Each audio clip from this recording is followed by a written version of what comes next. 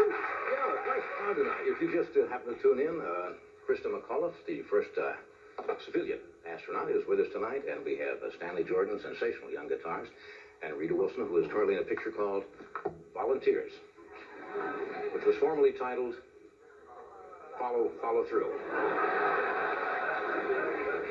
You know what I found today? I was going through some stuff at home, and I ran across some pictures of you and me taken in the summer of 1962, doing some promotion for the Tonight Show before we had started the show. Wow.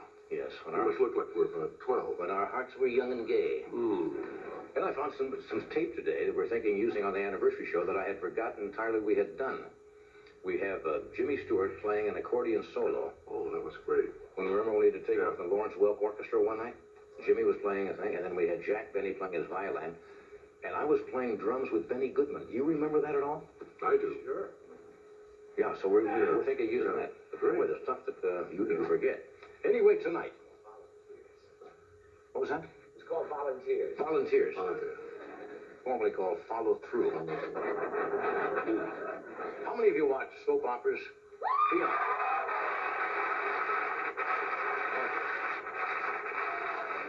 We're going to present again tonight because we always believe that right here in our studio audience, we have the possible heroes and heroines of a daytime soap opera. So what we do, we go to the mythical town. What we do, we go to the mythical town of Sludge Falls as we once again present members of our studio audience live in the late night soap opera drama, The Edge of Wetness.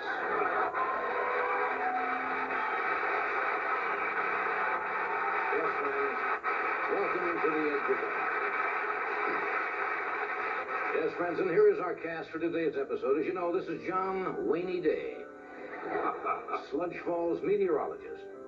John was almost fired from his TV weatherman job for showing how a monsoon develops by chugging 3 six-packs. John's goal in life is to find 2 snowflakes that are identical and then force one to watch while he melts its twin. He'd like to cause precipitation to form on the upper lip of this woman. Yes, there she is, Sludge Falls Airline stewardess Ella 1011. Ella once stole a box of tiny liquor bottles from the plane to give to her boyfriend, a dwarf with a drinking problem. When Ella's with a man, she always demonstrates how to use a life jacket before they jump on her waterbed. And Ella longs to offer a pillow to this man.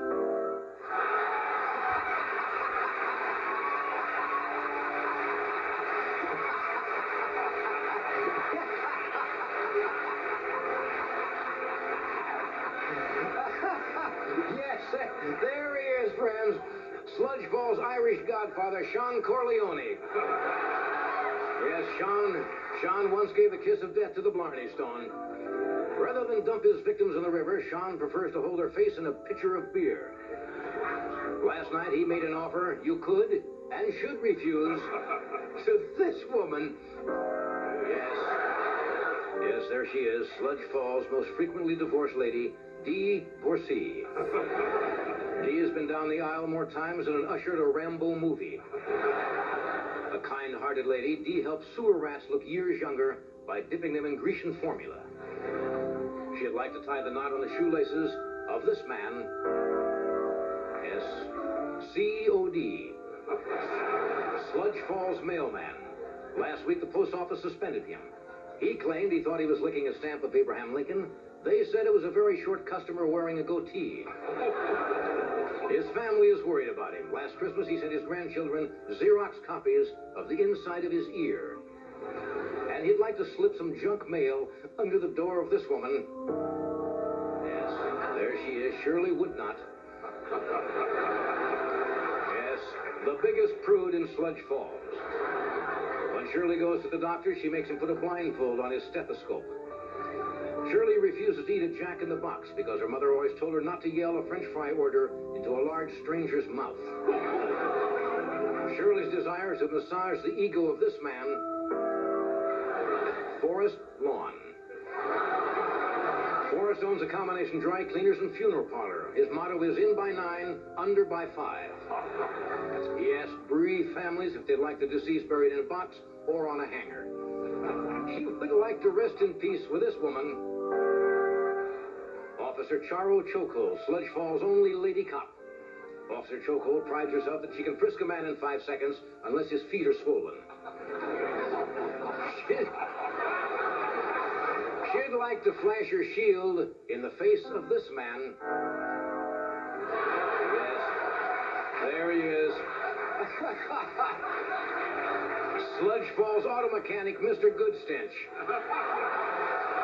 Yes.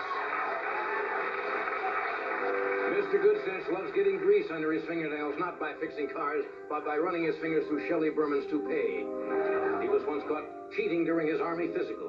He peeked at the body of the naked guy standing next to him.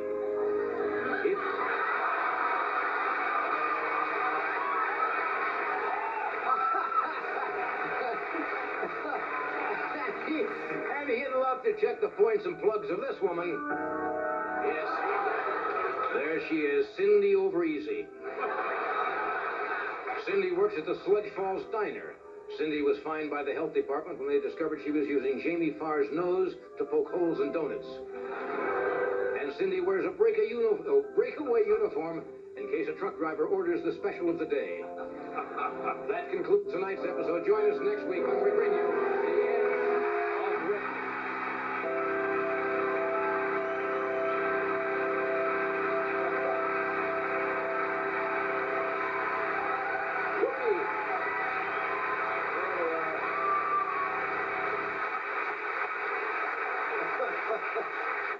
And there they are, all the citizens of Sludge Falls. Thank you for being good sports, whether you wanted to be or not. Read the back of that ticket. We'll be back with Christy McCullough, and we have Stanley George and Rita Wilson with us, and we'll be back in just a moment.